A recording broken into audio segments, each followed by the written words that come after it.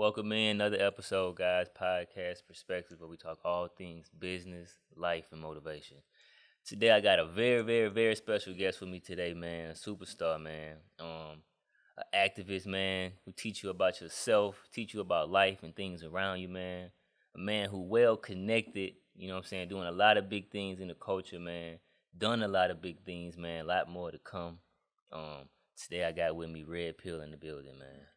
How you Peace, doing, my peace, man? How you peace. doing? Peace, King. All is well. You know what I Sir. mean? Honored to be here. You know what I'm talking about? Yep. And got a lot of stuff going on, man. A lot of stuff you done, man.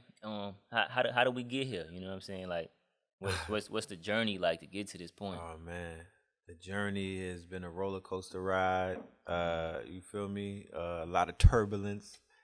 It's been a wormhole. It's been a journey down a rabbit hole. It's been the road less traveled. It's the road to perdition. I would say that I started out, on this path, 10 toes down. And when I say 10 toes down, what I mean is I consider myself to always had a knack for the consciousness, or, I've always been gravitating towards being different. Me and my twin brother, we were exposed to the information into the light in the 80s by Dr. Sebi and my mother, Mama Pill, and all of my other influences, Baba Samaj, my father, my biological father, you know, um, his peoples, you feel me? Yep. But 10 toes down, I would say in 2005, I left Miami to come to New York to check on my grandfather and my brother, my brother Blue Pill. He was kind of jammed up in something. And I wound up, my grandfather lived in Harlem, and my mother told me to go and check on him. I went to go see him. And he's a legend in his own right. He's one of the first calypso singers out of St. Croix that came to America, played the Apollo and whatnot. His name is Prince Thomas. And he was like, yo, I want you to go on 125th Street and go. He told me in verbatim, go check out those Black Power niggas. And I was like, what's going on over there? He was like, yeah, they are just out there with bullhorns doing that Black Power shit. I want you to go see them. And I got one of my friends, Dr. Ben, is doing I think he's doing something this week. I want you to go see him. Go sit and see it. And I've heard about Dr. Ben before. Dr. Ben actually was real good friends with my grandfather, being that they're both from St. Croix and whatnot. So I wound up going on 125th Street, and I met a brother by the name of Sinetta and another elder by the name of Dr. Jack Felder and his son Nova Felder. That night, they invited me to the O'Berry Dempsey Center, which was like a school, and Dr. Ben was talking. Okay. And I made my mind up whilst in that class, and even the energy that I was feeling on 125th Street, because I'm from Brooklyn, and we're not really, we weren't exposed to a social setting like that. Like, we hang out, but we never really have we don't have an 125th Street. One thing about 125th Street is it's on record as having the most foot traffic in a business district. You know what I mean? It beat 34th Street and Madison Avenue and all of that. Wow. So it's like thousands of people go up and down. So me just standing there, I felt that energy. You know what I mean? And it was like, wow, I don't know what's coming from this energy. I don't know what I'm seeing or what I'm feeling, but it's fulfilling me in ways that Miami wasn't. Staying in Brooklyn wasn't. I had just turned 30 and I was a little empty. You feel me? I was kind of figuring out what was the next step. I went through my midlife crisis. I was going, and I didn't have no children at that time. So that was it. Like that was that eureka moment. And I said, I didn't say I'm gonna be here for this amount of years. I just said, I'm extending my trip. And extending my trip turned into me in 2007 moving to Harlem. Had a son, my firstborn, just locking in, and in 2009 I started a podcast called Know the Ledge Radio on Blog Talk Radio, which was monumental for that time. Dr. Sebi was our second guest. Dr. Phil Valentine was our first guest, and right around these times, I'm learning about metaphysics and occultism and whatnot via three of the master teachers who were really like lit at that moment. No, I'm learning more science, right? Because I got exposed to more science in 2001 via my brother Blue Pill. He was fighting a case, and I saw the magic of the Moors. We went to court and demonstrated. So I saw something that kind of like really shocked me. I saw the judge flinch. I never seen nothing like that. You feel me? I was used to yes sir, keeping my head down. Yeah. Like the legal aids say, don't say nothing. Right. They was up there teach you. challenging these magistrates and the paperwork. Like I read the paperwork the night before that my brother was gonna put in, and I'm like, you shouldn't put this in. Like what the like he the it was scary. You know what I mean? What I was reading, I was on parole too. I'm like, this is scary. Do you really want me to be here with you? But it was like assertive the way it was worded or something. Very assertive. Very. It wasn't. It was the opposite of the subservient way that they expect us to be.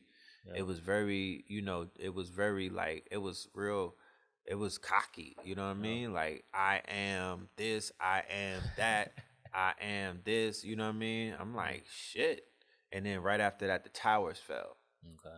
So we entered into a new era of, conspiracy. And a new era of also, muzzling, you know what I mean? You had to at the day before, because it was September 10th we went to court, and then the day after, September 11th, the tower fell. So then people basically tucked their tails after that with the Patriot Act and with this spotlight that was on, Islamic based information. And remember, the Moors is into, that's more Islamic. Yeah. You feel me? So we kind of had to go underground and whatnot.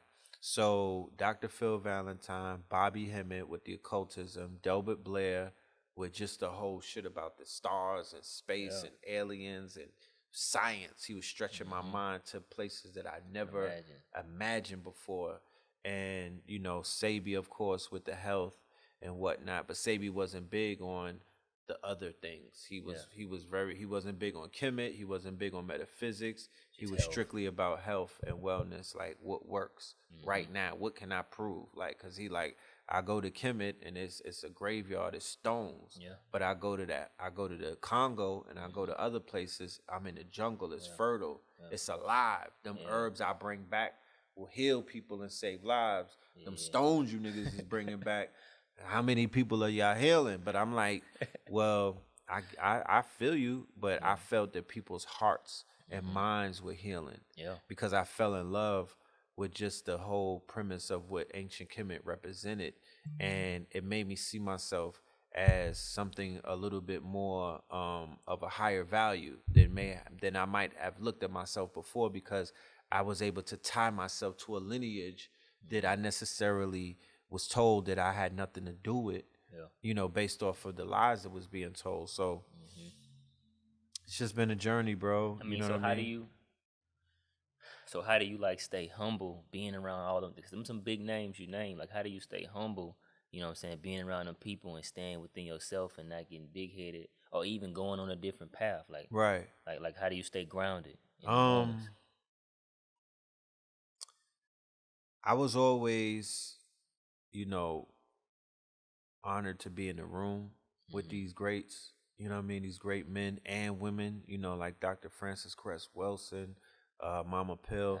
I would say that I was groomed, though, from a very young age by being in the presence of Dr. Sebi. You feel me? I kind of understood.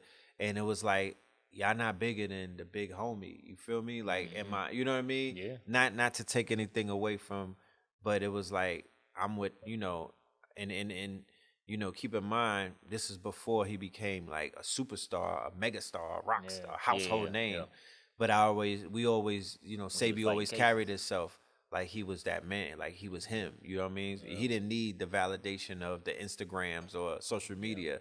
He always moved like a giant. And,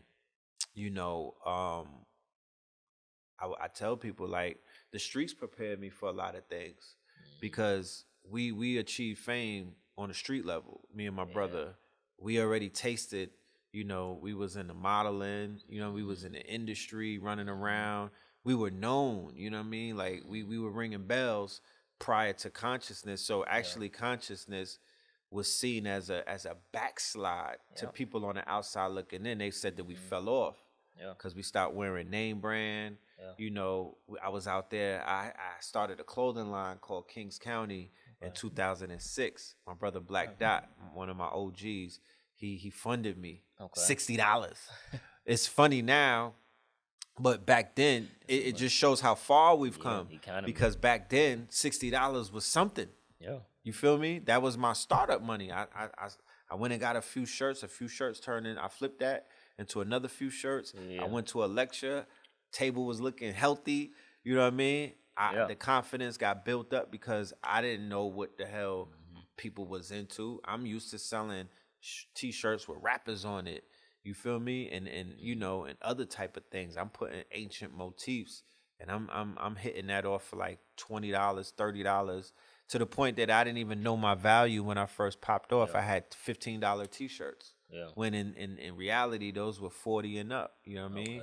Who teaches you that though? Who teaches you that initiative to start that business and do that on your own though? Miami taught me that. I got flued out in 2003 by my bro Big Teach, who was the manager of an artist by the name of Pitbull. Right? Armando. You too well connected. Huh? Yeah. So Pitbull, he was always into, me and my brother were boosters back then. So he was always into how we was putting it together, how we were dressing. He was like, I want to get y'all out the streets. Y'all worth more than this. Come and be my stylist. So when I go to Miami, they put me up on South Beach. They put me in the building with some Cubans and whatnot. I'm living a life, you know what I mean? I'm living. This is when Pitbull first started out, but he's running with TVT, with Little John, Yin Yang. You know what I mean? This is the crunk era. Yeah. So every other night we on South Beach in the clubs, Club Chaos, big chains and everything. Them days. Yeah, we was having a ball, bro. So I'm learning behind the scenes industry shit, right? I'm learning how to work the camera because I'm documenting everything. Then they put me in charge of merch. So I went from taking clothes to making clothes. They put me in a factory in Hialeah. And then I learned what silk screening was. And then in that day, the heat pressing was brand new, right? Putting, images on the garments and whatnot. That was brand new. Shout out to my bro Vinny out of Philly. Vinny was he was a beast with it. You know what I mean? He kind of like was one of the first ones. He was one of them ones. He kicked that door open. He was selling $80 t-shirts with the rhinestones on it, with like Tupac or Biggie and shit bodying it. And he taught me certain things on how to make the shirts. You know what I mean? He taught me the process because back then it wasn't like you didn't have no YouTube. You feel me? If you didn't know, you didn't know. You couldn't just go get a video, do it yourself out of the damn Blockbuster. Nobody was telling you how. You had to know. You had to be in these streets to know what you needed to know.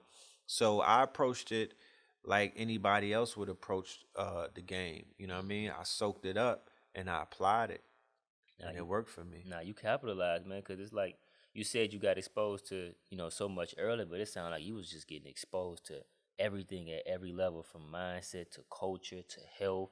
Then you go over to business, so it's like you was just getting it. I mean, it was based off of the decisions that I made, because I could have made some other decisions and got exposed to some other things. So as a result of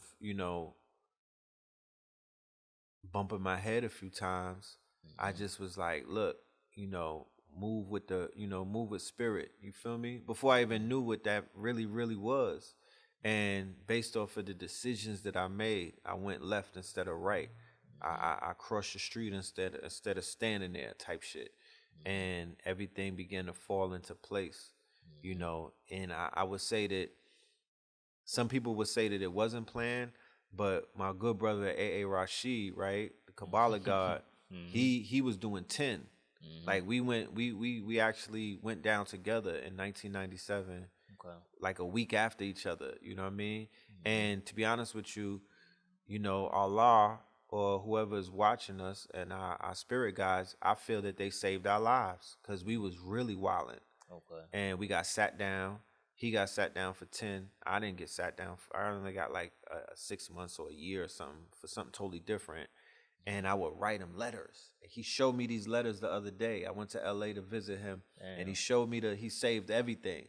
So in those letters, I'm having conversations about a community that I'm envisioning. I'm like, yo, because I was exposed to BMF when I was in Miami in 2004 and 5. So I'm writing him about what I'm exposed to. I'm like, yo, I got a vision that one day, you feel me, we'll be hopping out of foreign cars, you know what I'm saying? But it won't be for no drug dealing. Yeah. It'll be for just being who we are, you know what I mean? For like, you know, just being smart, my nigga. And I'm laughing in the letter and everything.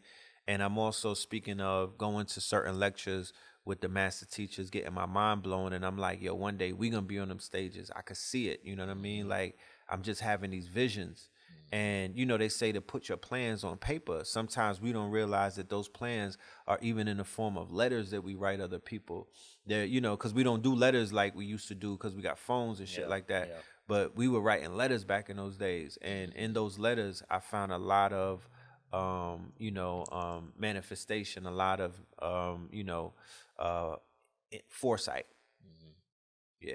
Man, that's what's up, man. I mean, so what's the importance of manifestation then? We're talking about letters and writing stuff down. Like, you know, a lot of people out here, you know, they got dreams and they got ambitions and things they want to do, but you know, a lot of times you got so many people in your ear, your parents saying, go this way, it's what we know, you know what I'm saying? Go this route. And you got your friends saying, that ain't cool, just go get you a job, just don't worry about that. Like, what's that power of trusting yourself and manifesting, you know what I'm saying? Yeah, that's gonna happen. That's gonna happen. Nobody is gonna really see you for who you are except you, because internally you know what you worth. And I would tell everybody, regardless of who's in your ear, from your girl, wifey, baby mama, mama, grandmama, homies, write it on paper, block them out, let them talk. They're gonna have opinions, but you gotta write out your biggest visions on paper. One of the things that I realized is what we might deem our biggest visions 4 or 5 years later, when we look back on it, it ain't that big. Yeah. You know what I mean? Especially when it comes true. So what might knock you off of your feet, or what might floor you when you think about it, and you like, nah, that's crazy. No, nigga, write that down. Yeah. That's doable. You know what I mean? Make the impossible possible. You don't want to be freestyling in this thing. Your what you write down is like an anchor. You know, you're gonna go back to it. You know what I mean? Write it down and just put it somewhere if need be. You don't have to always, reread it. Or you could write your vision. You could create a vision board and put it up. I have plenty of vision boards throughout my times and whatnot.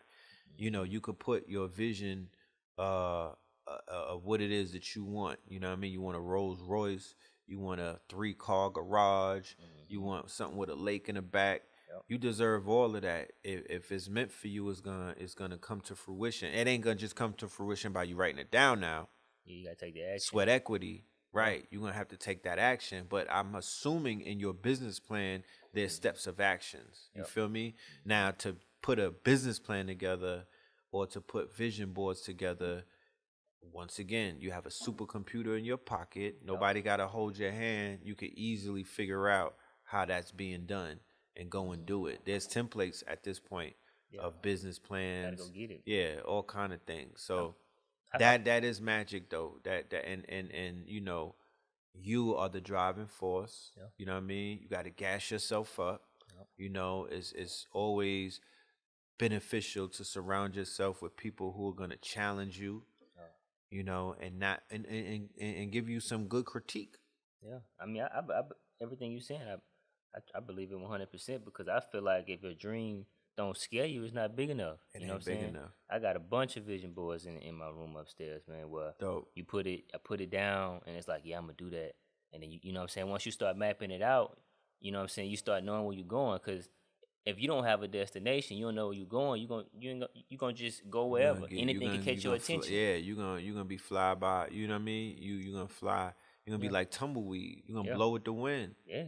That sound good. I'm gonna do that. Yeah. Right. I was supposed to, but yeah, right there. Right. So You know what I'm saying? purpose. We should be more purpose driven. even now that you bring that up, it's ill because in my mind it's like, yo, that's something that I'm gonna have to implement, right, in this upcoming third and fourth quarter. With my network, like we gotta do some repurposing. You know what I mean? Because I can't assume that everybody have a business plan or a vision board, or we've been writing shit down. Like I got a journal that I journal in, but it's definitely time to start writing out my next 100 years. Yeah. You know, Like you said, that time flying before you know it, you accomplish so much, you'll be like, damn, I did most of this, or half of this, or some of this, or all of it. So when you put it down, it's like you got to keep walking past measurement, that, and you seeing it. You're like, right? damn, I But ain't do that. you need something to measure Yeah, your growth and your development. It can't just be your memory, yeah, because we got a lot of shit on our minds. So you need something to anchor, to go back yeah. to be like, I'm at this heights now because look at where I was at when I wrote this out. You feel me? But if we don't have a unit of measurement, it's kind of hard. We're gonna rely on others to measure us, or you might become one of those people who need awards and shit like that to feel Yeah. validated. Yeah. You feel me? Somebody else Or there's judging it. certain trinkets that you have to possess in order to feel like you made it. And we've heard there's stories of people every day who miserable. You know what I mean? Because they're putting all of that in the wrong places. So they're like, oh, I got this, I got everything, but I don't have nothing. Or I got, you know what I mean? I got women, money, then, and I'm empty. You know what I mean? Because it's like your spiritual bank account might be on zero. Yeah. You know what I mean? I mean, that's what people do. You know what I'm saying? They try to confine other people to feel fulfilled. Like you said, you got this monster, this supercomputer in your pocket, but a lot of people end up using it wrong when you're going through and you scrolling and watching other people's highlights and you trying to compare. Well, Like, comparison is the thief of joy, right? So what the algorithm has done in the past few years through Instagram, and they've already admitted to it, is it's put us in this place of comparison. It's a comparison, and competition. it's competition, and you competing with somebody who might be more miserable than you, but you, because they got a curated page and whatnot, and they're only giving you snapshots of a 24-hour life. You feel me? They don't live the rest of the year. Right. And you comparing, you might want to walk, you might make the grave mistake of want to be in the next man or the next woman's shoes, not realizing this real shit that they going through internally, the demons that they fight every night, that they can't even sleep. You feel me? They got people out there trying to kill them. I'm just saying, you trying to, you like, damn, I would love to be in this person's shoes because they got the Rolls Royce behind them when they driving, and it's like, fam, you don't even know the full story. So people is getting tricked out of their blessings. People is getting tricked out of their position in life, trying to, because they locked in on a scroll, comparing themselves to people. Some of these images ain't even real. You comparing your real life to their fake life. I'm just saying, to the point where they got images that are AI generated. So you got women comparing their body to an AI generated body type shit. Photoshop bodies. That's why them BBLs out now. You feel me? Looking like a bug's life. It's crazy. That's facts though, man. I mean, so the mental health is deteriorating amongst many people of all races, backgrounds, tax brackets, you name it, nationalities. There's a level of depression and anxiety that's gripping people unlike anything that I've ever seen.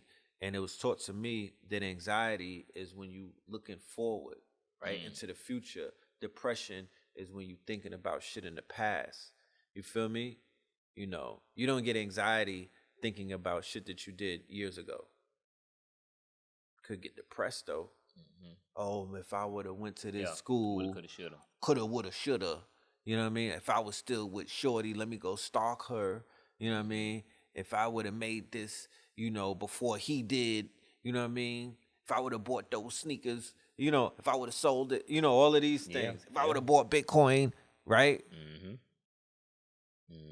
So what people do are torturing themselves. So as people, what do we start then to start making them steps to focus on yourself and grow yourself, so that you're not looking to somebody else's comparison, but looking to yourself to be like, this what I'm gonna do. The most gorilla shit is digital detox. And I know everybody can't do that, right? The level of addiction to these devices, it's a vice at this point. It's not even a device. The shit is a vice. So the level of addiction to the digital devices is so strong that I would just say, I can't really, answer that single-handedly with one answer. But the ultimate real detox is the digital detox, cold turkey. Yeah. You looking like Gunna and Young Thug when they was in the cell, going through withdrawals. Yeah. You're gonna have to get past the withdrawals, and then you're gonna have to focus on nature, right? Nature is a great tool to balance out what we may have lost in the blue light. And the blue light is what's coming off of that black mirror, off that screen and whatnot.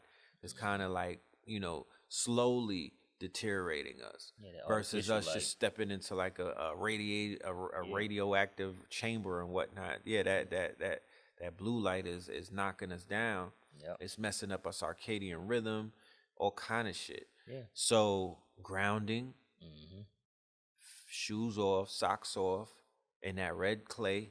You know what I mean? This is an enchanted forest that we live in Atlanta. You got all of the tools that you need. We go on Stone Mountain a lot. We climb up the mountain barefoot sometimes, touching that granite. We sunbathe. We hug trees sometimes if need be.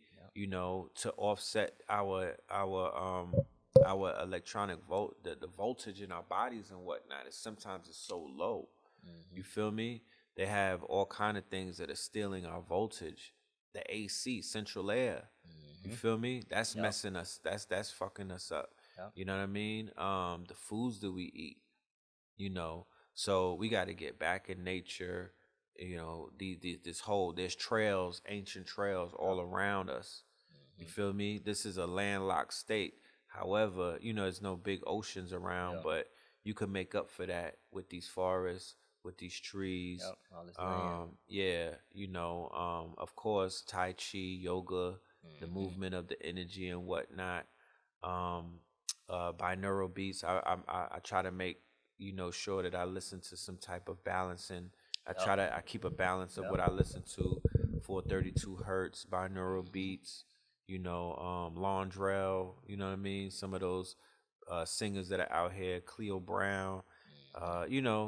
Healthy music. You know what I mean? Music with a message and whatnot. I try to eat as good as I can, fruits, vegetables, plant-based, stuff like that. That would be some of the solutions that I would say. Find an activity to keep you keep you up. You know what I mean? But what about people that are in these spaces, such as myself, in these digital spaces where we got to be in a matrix? Some of our businesses is built off of that. Some of us are world changers / influencers / we have e-commerce popping. So it's like, what do you tell a person who can't pull away? That's why I say that's the guerrilla version. That's like extreme. Now, the less extreme would to be kind of like to police yourself. You know what I mean? I set my phone up to where if I overgo a certain time limit, it shuts all of the apps down. You feel me? It just shuts it down. So I kind of I would have to actively unshut it down to stay on these apps. So when it shuts it down, I'm like, damn, I've been wilding. Put the phone down. I mean, you kind of losing some people because they're not understanding the music and the frequencies and what it's doing to you and going sun gazing and being out in that sun, getting that natural sunny D, that natural vitamin D. You know what I'm saying? I mean, think about it. The food is fake, right? The music is low vibrational. Yep. What we watching on our phones, all of that low vibrational shit going viral. World Star, the Vlad interviews, who's your favorite killer of the week? You know what I mean? Yeah. With the artificial light in your face. The artificial light in your face.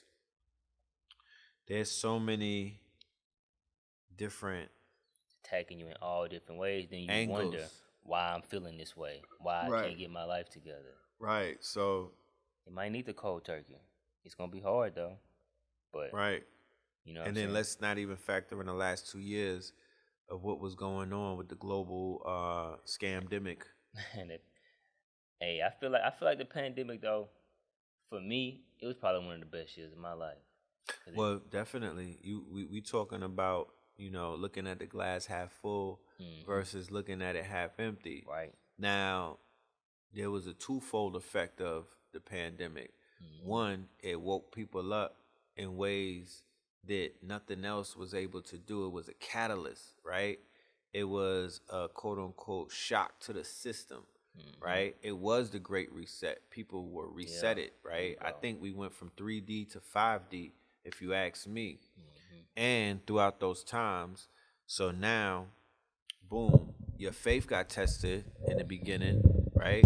Because remember, the church is closed. Yep. So how I've been Crazy. I've been giving tithes up. The preacher man said he talked to Jesus at night and all of that. He's the one closest to the God, the archbishops and all of them. But they was like, yo, every man for themselves type shit. It wasn't come together as a congregation. Nah. The blood of Christ is gonna protect us. They wasn't even talking like that. So people's faith, I personally know, grandmothers that was like, yo, I had to reevaluate shit. Yeah. Because my faith got tested, and when it got tested, somebody failed the test. Yeah. You know what I'm saying? So people kind of was like, damn, it's been me the whole time. Yeah, there you go. Getting through all of this shit. I thought the church, certain people was feeling like it was the church doing it the whole time, paying my bills. Right. No, you was getting through. You was hitting a lick on the PPP loan without all of that. Your bills got paid without all of that. You know what I mean? Yep. And then some people, and then they got introduced to a healthy way of living that they probably would have never, been pressured into even moving in that direction prior. Because remember, sometimes we need trauma to push us. We need catalysts to put us in a certain place. Yeah. And then, we conform. So the flip side of all of that was there were people who were watching the news plugged in, taking every single word of what was being told to them for law, right?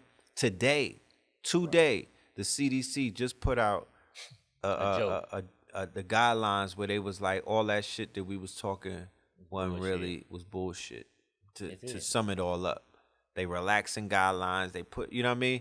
Now they like, yo, COVID, what? Who? You know what I'm talking about? COVID? What's that? So, but at the time when they were pushing the fear campaign, how many people? Because remember, fear is debilitating. Fear kills. Yeah. Fear cortisol is released. Fear kills. Yeah. Fear right. Itself. The level of people who've been succumbing to heart-related issues, it tripled. Right? All kind of ailments that people could be tied right into stress-related deaths. Right? It went crazy.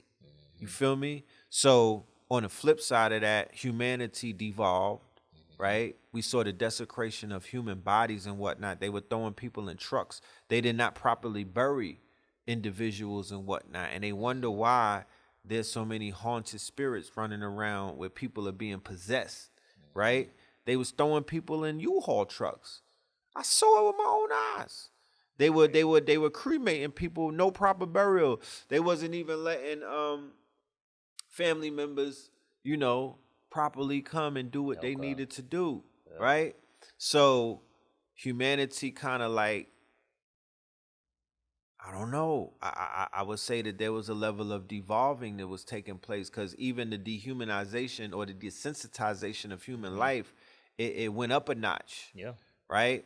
And then the George Floyd thing happened, and there was really nothing really good came out of that, because immediately after that, the hood started drilling each other and killing each other, and then the women started prostituting themselves because of the influence of Meg Thee Stallion with the WAP song and other little things that were pushing them into promiscuity and whatnot. You had like Cardi B talking to Joe Biden and shit. You feel me? Like Maxine Waters, having like Zoom calls with thoughts. And it's like, come on, what are we doing? What kind of example are we setting? So in a place where people were losing, faith in the healthcare system and stuff like that, they even put themselves because what's the hypocrisy in the whole thing? Last week, it was 6 feet distance and you couldn't be around anybody. This week, it's like go sell some box and pay the bills type shit. Like, sexual liberation. We all prostituting ourselves. I mean, it was the most backwards, upside down, retarded, propaganda campaign. But as you can see, the people's minds are impressionable, and they're gonna move in the direction of wherever the Pied Piper blows his flute. Yeah, but what it also did, on the flip side, you got the people who it woke up. People of course, even like myself, like it forced you to sit down, and now I'm like, okay, what am I eating? What is this I got in my body?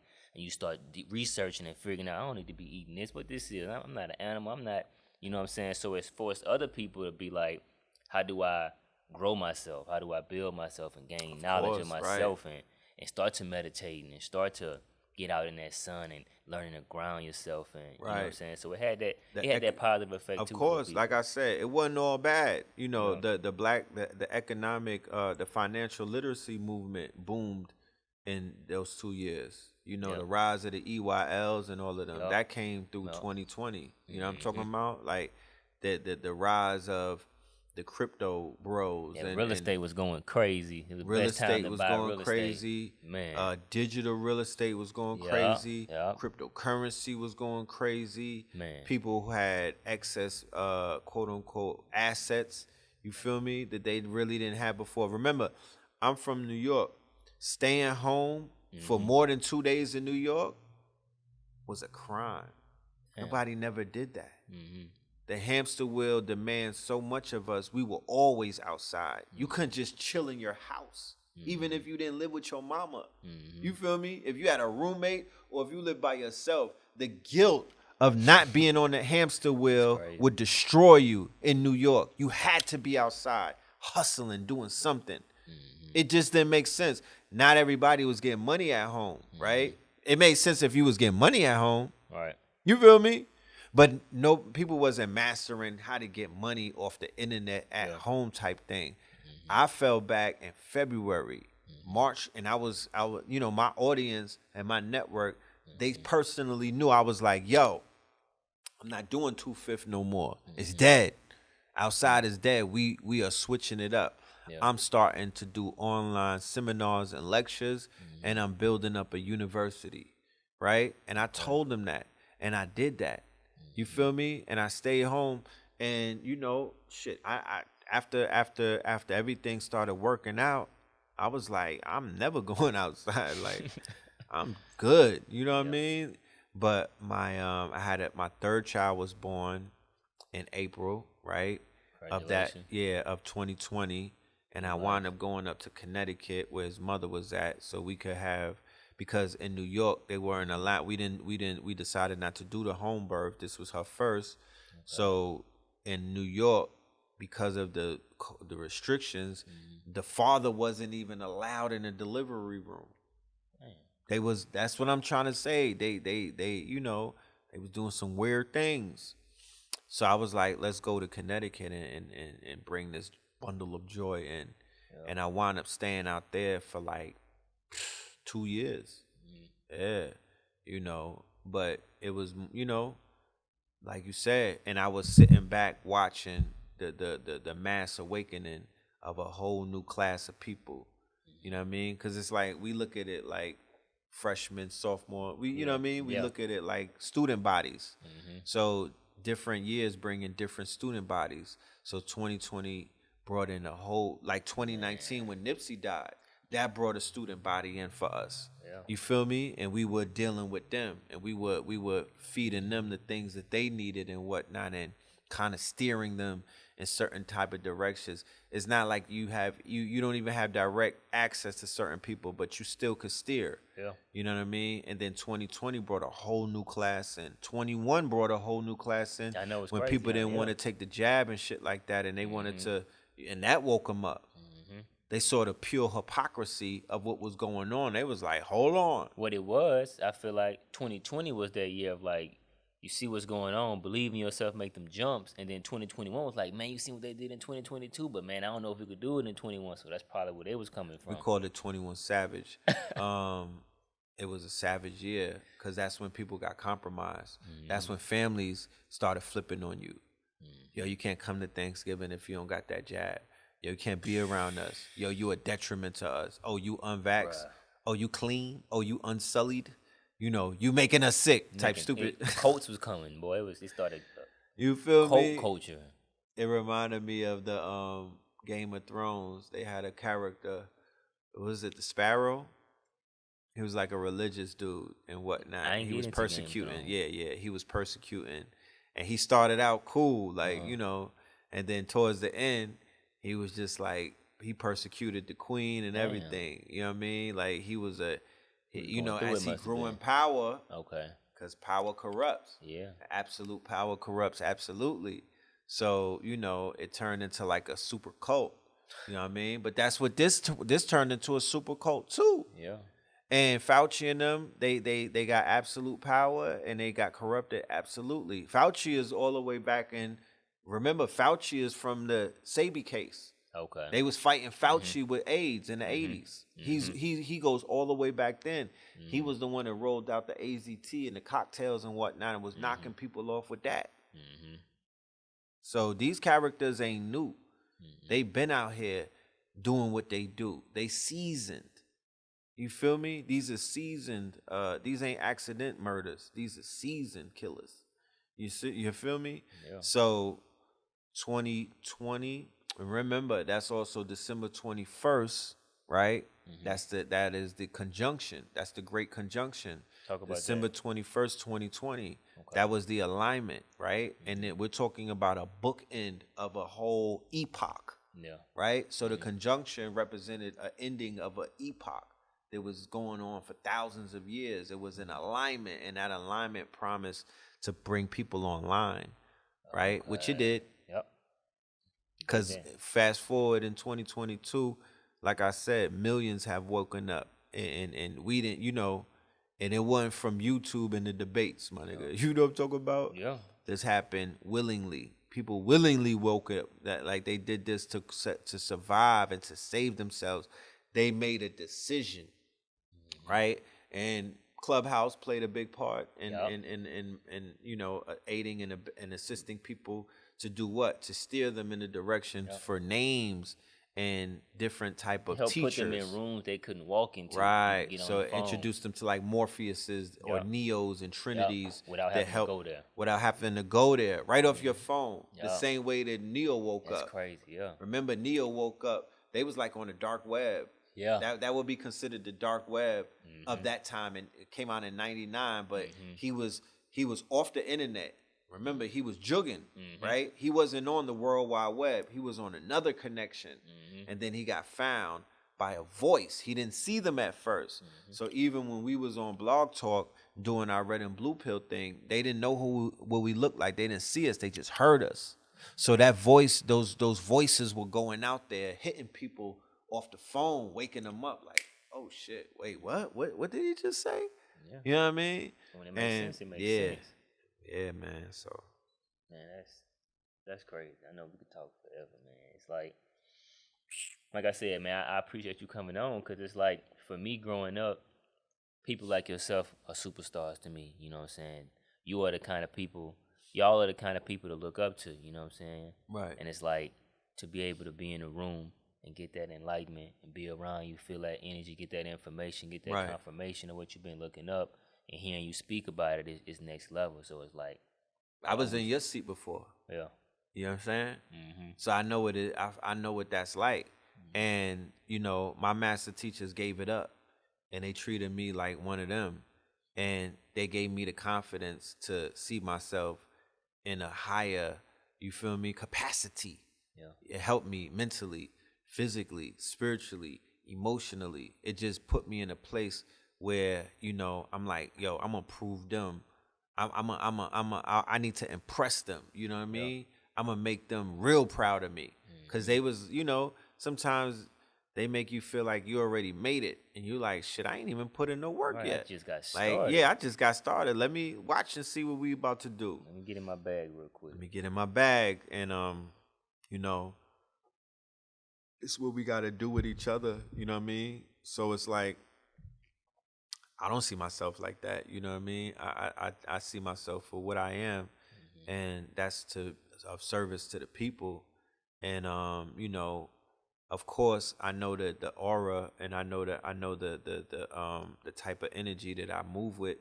You know, and you know, because I know what my body is built like. You know what I'm saying? However, I could look at you and tell that, you know, you have greatness in you. You know what I'm talking about? And you'll be sitting where I am, and there'll be somebody that'll be like, yo, you my hero. I love what you was doing, your interviews, you know what I mean? Then you took it whole nother level. So it's called each one teach one. We gotta be there for each other. Yeah. You feel me? Nah, it's 100% because it was like I had a lot of people asking, like, that's why I started this. I had a lot of people asking me, like, what you doing? What you got going on with that? And I had ran into this Jamaican guy. Right. And you know how the world, when you start waking up, the world just start talking to me in crazy ways. Oh, Ran into this Jamaican guy. He just told me, like, what's the point of knowing something if you ain't telling nobody? What's the point of having the knowledge if you ain't giving it to nobody but yourself? Right, you hoarding. And it just boom. And I'm just like, damn.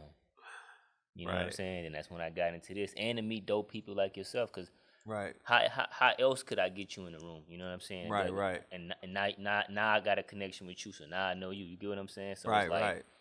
And that's how I promise you, it's stepping stones. You'd be surprised.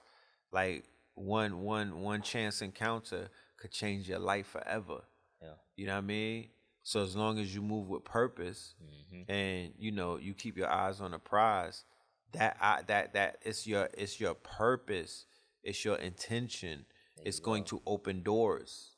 You know what I mean? You just got to show up. You know what I mean? But your energy is going to open up them doors. I promise you. Yeah. So stay receptive.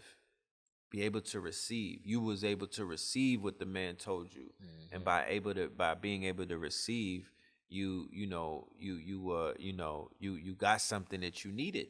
Yeah. You know what I mean? Because sometimes people, they be throwing all kind of gems at us, but we can't receive it. Cause he the crackhead on the side of the road, but he had something for you. You know what I'm saying? You feel me? We judging. You know what I mean? We waiting for certain other people to say it to us. But dude that was shaking the cup told you everything that you needed right there. But your ears was closed. He was the Morpheus. You know what I'm saying? And two strong tips that are lessons that I learned for a lot of people to know is like, one being, you got to be bigger than yourself. You know what I'm saying? Whatever you doing, like you said, it got to be a purpose, but that purpose got to be greater than yourself. You, right? Because if it's just you could stop, or you can get big headed. But when it's for that kid, your mom, your family, because I feel like if you want to affect the world, you got to first learn how to affect your country, and before you can affect your country, affect your state, and then before you can affect your state, affect your city. Before you do your city, affect your family. Right. And before you could even affect your family, affect yourself. Right. And it gotta go from there. Right. You know what I'm saying? And it spirals like that. It's like a Toro. Yeah. You know. But that's right and exact. And listening. Man, that's the biggest one. Right. Like you said, receiving. You got 2 ears and 1 mouth. You gotta be quiet. If you let a person talk, they'll tell you their intentions, what they gonna do, what kind of person they is, because they gonna project. Just be quiet and listen. Right. You ain't gotta say what you doing, what you got, what's going on, because it's gonna show. Right. You can look at a person and be like, yeah, he or she one of them. Right. You know what I'm saying? You ain't gotta pull your money out. You don't gotta do all of that. Yeah. Just be quiet and listen. And that's the most dangerous person in the room. When you walk in that room, that person who's just quiet and just sitting there and militant. Like, yeah, he running it up in here. That's the guy right there I need to be going to talk to. Right. You know what I'm saying? So, hey, man, I appreciate your time, man. Yes, Let the people know what you got going on, your socials, what they could catch you on, all that good stuff. Right. Well, the best place to capture me, Brother Red would be off for IG when they not shadow banning me and doing all of that stupid shit. But my handle is Phil, which is my government _Moreland, MORELAND, Phil PHIL _Moreland. My YouTube channel is Know the Ledge Media, KNOW The Ledge Media. That's a play off of knowledge. Know the Ledge Media. We do Melanin Mondays every Monday, Third Eye Thursdays every Thursday in the evening and whatnot. And my website, which would be my online university, is KTLUniversity.com. KTL as in Know the Ledge. University.com.